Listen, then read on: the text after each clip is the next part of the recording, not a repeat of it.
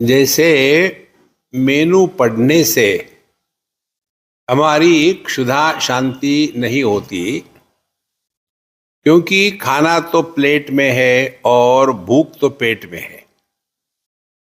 तो करना क्या है, ये प्लेट का खाना उठा करके मुख में डालना है, उसको अच्छी तरह से चर्वण करना है, सलाइवा मिक्स करना है, निगल लेना है, तब जाकर के हमारी क्षुधा शांति होगी।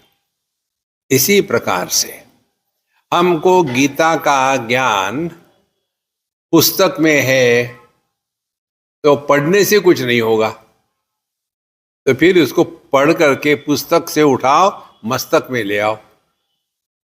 मस्तक में आने के बाद उस पर चिंतन करो।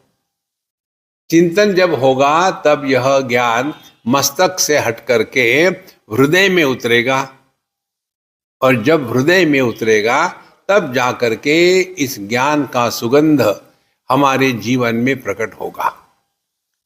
नहीं तो केवल शब्द जालम महारण्यम, जैसे टेप रिकॉर्डर चला दो वैसे गीता को भी चला दो। तो सिद्धांत ये है कि गीता के अध्ययन से उसका प्रभाव हम पर आना है, अन्य पर नहीं। अन्य जैसे है ठीक है, हमारे सबकी जीवन की समस्या एक ही है, और वो है कि हम कौन है। देखो, अर्जुन के माध्यम से बताया, अर्जुन को ये मोह हो गया था कि वो युद्ध के मैदान में किसी का पोता, किसी का शिष्य, किसी का भाई या योद्धा है। पूरी भगवद गीता में इसी एक तत्व का निर्णय हुआ है कि हम कौन है, किस समय।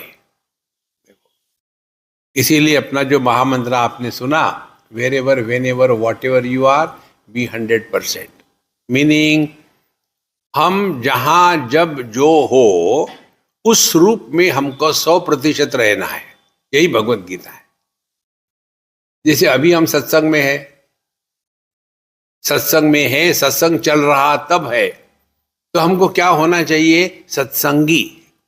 यदि सत्संगी नहीं हुए और दूसरे ही कुछ बन गए तो ये इसका प्रभाव हमारे जीवन में नहीं होगा। इसीलिए ये बताने के बाद फिर दो महत्व की बातें बताई।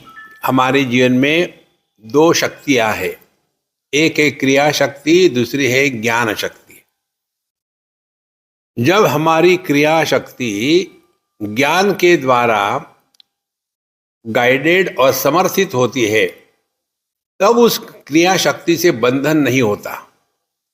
और यदि वही क्रिया शक्ति ज्ञान के और समझदारी के साथ नहीं होती तो वही हमको बंधन में डालती है।